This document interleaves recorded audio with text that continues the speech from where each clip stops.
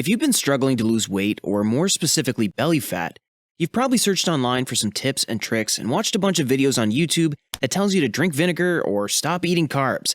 I'm guessing you've also tried a lot of those things those videos and articles suggested to you, and you saw little to no results. I'm just going to tell you right now that most of those videos and articles are total BS. You're not just going to have some fit tea and lose all of your body fat in 30 days. You're also not going to lose all of your belly fat by wearing a sweat belt. All of these videos and articles have one goal and one goal only: money. They are most likely trying to sell you their magic product that's going to solve all of your problems, but the truth is, they'll only get richer while your wallet gets thinner. In this video, I'm going to show you exactly how you can lose those extra pounds and actually explain how all of this works.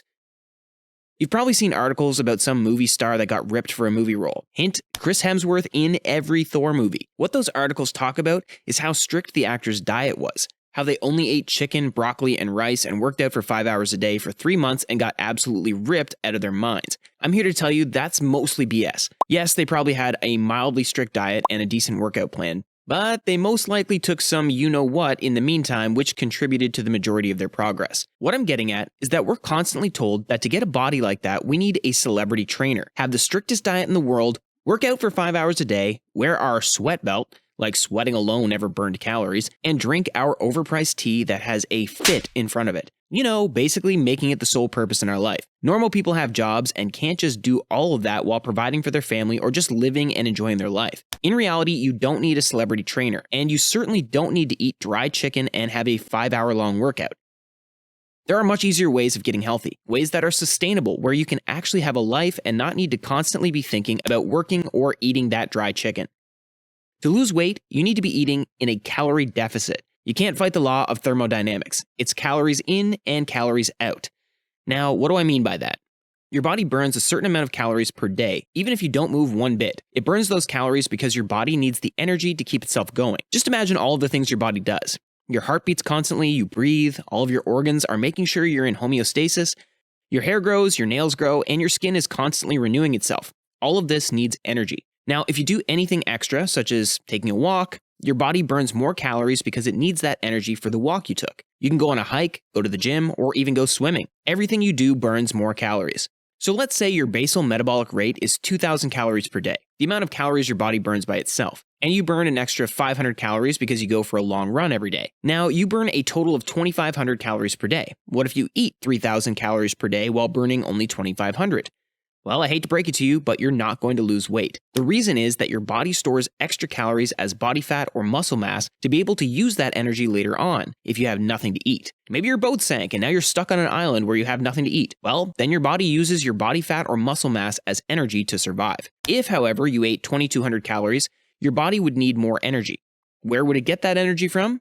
You guessed it, from your body fat or muscle mass. Your body, however, would rather hold on to your muscles, which is why it mostly uses body fat as energy. To keep your body from eating into your muscle mass, you need sufficient protein, but more on that in another video. Now that I've gone over why calories matter, I'm going to introduce you to macronutrients. There are 3 macronutrients that we eat daily: protein, carbohydrates, and fat. None of those are bad for you, but all of them can be if you eat too much of them. How come they can be bad? Well, if you eat too much of any of them, that means you're eating too many calories. If you consume more calories than you burn daily, you'll gain weight. Gaining weight is obviously not always bad, but being in a calorie surplus over a long period of time without exercising will cause you to gain body fat instead of muscle, which does lead to all sorts of diseases. You should, however, be aware that one of those 3 macronutrients contains more calories than the other 2, making it easier to eat too many calories. Let me show you. Every gram of protein contains 4 calories. Every gram of carbohydrates also contains 4 calories, but every gram of fat contains 9 calories, which is more than double the amount of calories in protein and carbs. This is the reason foods such as olive oil, butter, many kinds of cheese, and peanut butter also contain so many calories. So if you're trying to lose weight, try to eat less of foods that are high in fats, but please don't totally neglect them because they're vital for our body and especially important for our brain's health.